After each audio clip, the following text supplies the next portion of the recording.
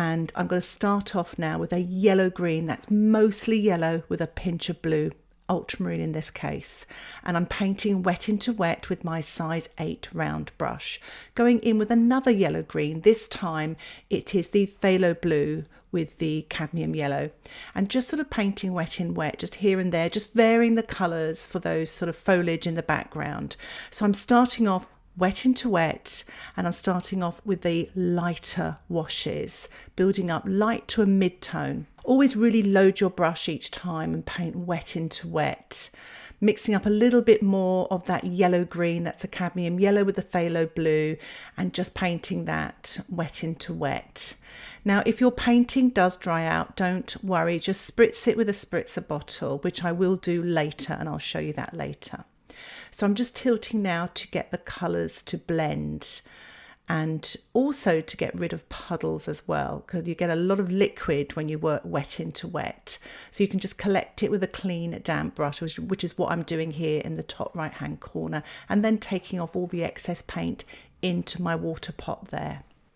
So I'm starting off now with the ultramarine and opera rose. Again, you can use the permanent rose. I'm working wet into wet. I am leaving a gap between the green, the very light yellow green, and the violet here, so it doesn't sort of mix together on the paper, because you might get sort of a bit of a muddy colour. So leave a gap, allow the paint to drift up, and you won't get a muddy colour, but mixing it physically with your brush, you can muddy it a little bit. So I'm sort of painting that just below the middle there, and now I'm using that yellow green again, painting wet into wet in the foreground, again leaving a gap and tilting the painting now to allow the colours to blend on the paper. But what I'm going to do now is I'm going to paint damp into wet. So the paint's a little bit thicker, but the paper is still wet. I'm using my size 8 round brush, and I'm painting damp into wet. That's the ultramarine with the permanent rose, and just sort of painting little patches here and there. So you've got sort of darker sort of patches of bluebells. This is all sort of a blurry sort of picture here. That's what I loved, with all that bokeh effect. So again, I'm tilting, allowing the paint to blend on the paper, and tilting sort of upside down and also to the side as well to get it to flow and blend. So mixing up some more yellow green with the phthalo blue, sort of a mid green here, and I'm painting damp into wet. So you still get soft edges, but the paint doesn't run as much. So mixing up a little bit more phthalo blue here, slightly creamier, and a touch more yellow.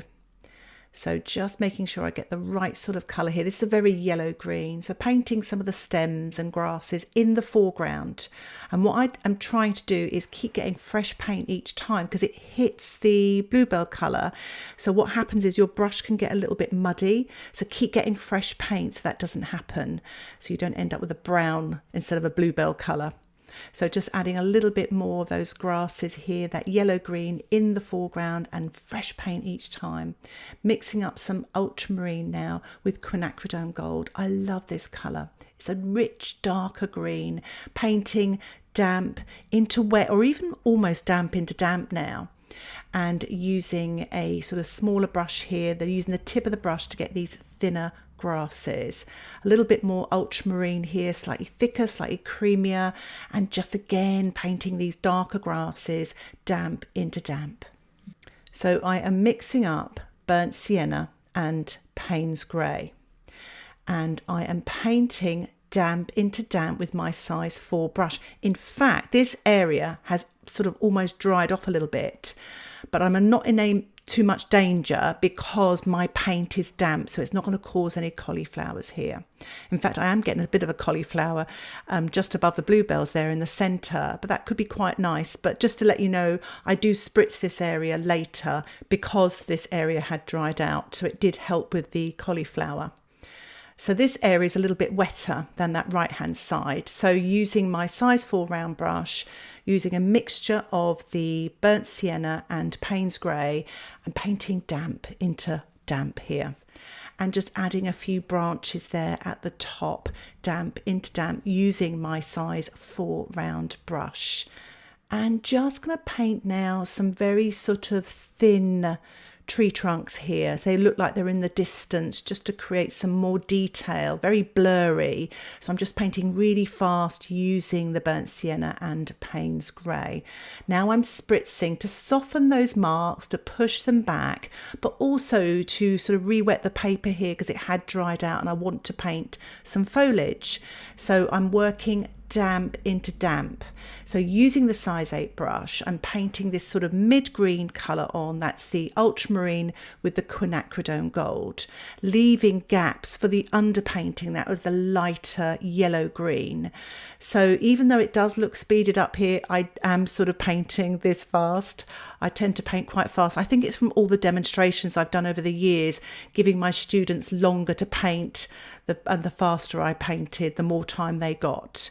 So just adding some phthalo blue here to cadmium yellow for a yellow green. I just want to vary the greens here, and just adding that sort of green in between and just here and there, just to create a variety of greens. Remember, I am going to lift off a lot of these, but I do want to have some sort of interesting greens there. So spritzing again with my spritzer bottle to soften everything and also to tilt. You don't want to over spritz because you don't want that dark brown colour of the tree trunks to run too much. So I'm concentrating on spritzing just around the foliage area. So mixing up more phthalo blue here with a little bit of the quinacridone gold and some of the Paynes grey as well. And just painting some thinner grasses. Using a reservoir brush, you can use a rigger to get these lovely thin grasses. Painting, of course, damp into damp at this stage. I mean, in some stages it can almost be dry, which is okay as long as your paintbrush is damp and not wet. Otherwise it could cause cauliflowers. So I'm going to mix up some creamier ultramarine and a little bit of the opera rose. You can use permanent rose. As you saw there, I took the excess paint off on the paper towel. I just want to paint some sort of bluebells coming forward a little bit, damp into damp. And that's because when I peel off that masking fluid, those bluebells will really come forward and be the stars of the show. So these are kind of just behind to create depth in your painting. And I'm just sort of dabbing with my brush. But again, make sure you take the excess paint off on the paper towel and it's not too watery, this paint, so it does come forward. So as you can see there, a few more little markings just here and there to sort of bring this area to life. I'm also sprinkling some salt onto the foliage area around the top of the bluebells and also on some of those grasses in the foreground as well, and just adding a few more grasses here and there.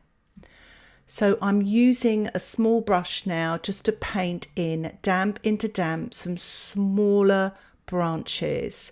If you look at the photograph, there's really blurry sort of markings here in the spaces in between those main dark silhouetted trees. So I'm just sort of varying the angles, painting damp into damp with the Paynes grey and burnt sienna. And remember to take the excess paint off on your paper towel just to give you that control.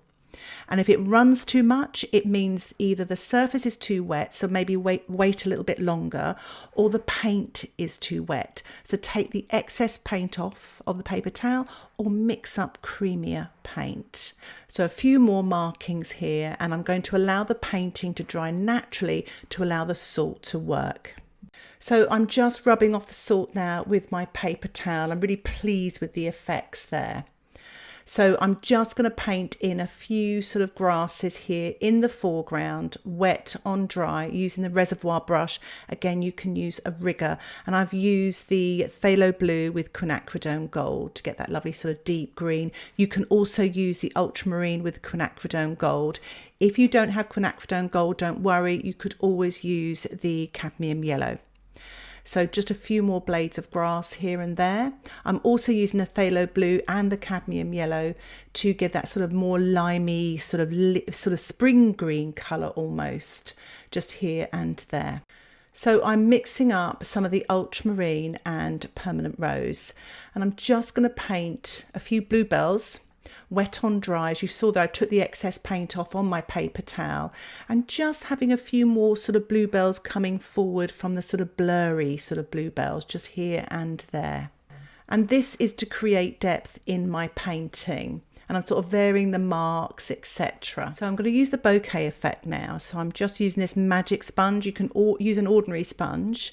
I'm just tearing it in half. I'm going to use some water now, and I've turned my painting upside down. I'm using a circle stencil, but if you don't have a circle stencil, I'm going to show you an alternative for using to create this bokeh effect using a brush.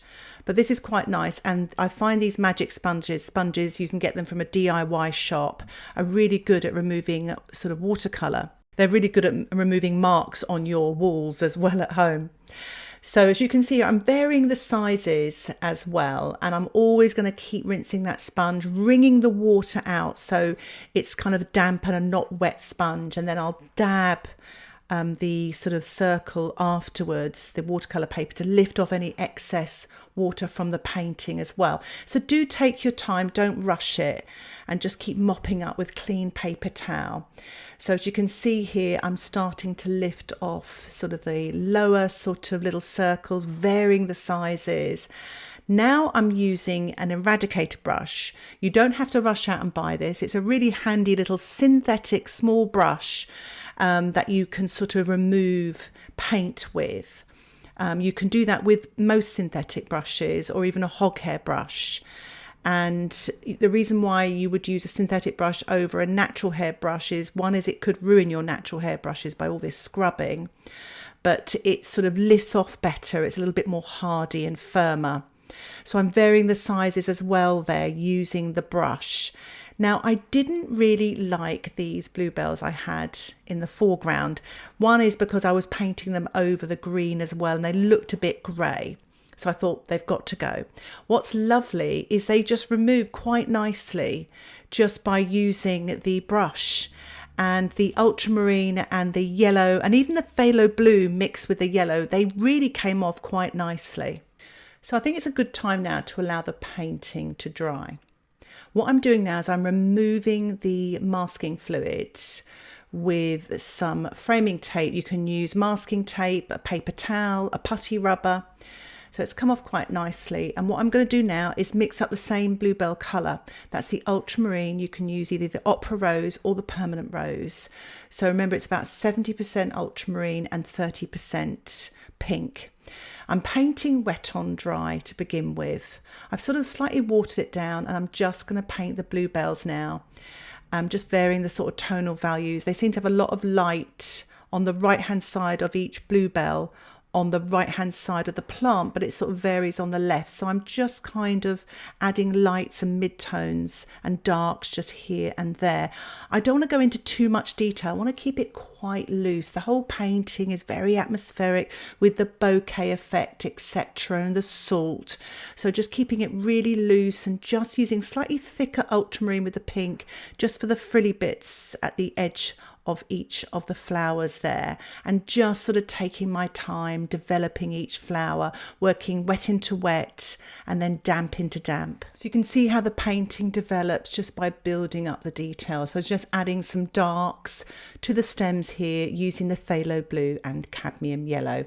Wet on dry with my size 4 brush, but keeping everything really loose.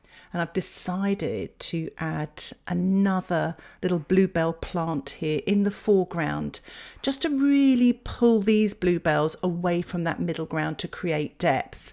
They're not going to be as fresh as the ones where I masked, as you can see, but it still does create that depth, and I will use some white paint just to lift them and create more light. I'm keeping it simple, keeping the shapes really sort of simple bluebell shape really, and I'm still using the size 4 brush, using the ultramarine and permanent rose. And again, using the phthalo blue and maybe a bit of the ultramarine with the yellow as well to paint the stems here and there, wet on dry. And just adding a few more darks and details here to the bluebells in the foreground, just to really pull them away from the sort of middle ground. I'm using some white gouache now with the ultramarine with a pinch of pink. You get quite a nice sort of bluebell colour just adding white to ultramarine. So just adding some highlights here and there, pretty much wet on dry with that mix there, using my size 4 round brush. And of course, finishing off with a little spatter of the ultramarine with a pinch of the pink and the white gouache there, using my size 8 round brush to create sort of a bit of sparkle, light and texture. Just a few more dark accents here and there, just using ultramarine and my size 4 round brush to finish off my painting. If you'd like to support the content that I create here on YouTube, why not think about joining my Patreon membership? You will get access to exclusive tutorials, downloadable outline sketches, access to my private Facebook group, a great community there where you can share your work and get support from fellow members. Thank you so much for watching this tutorial. Happy painting. Bye for now.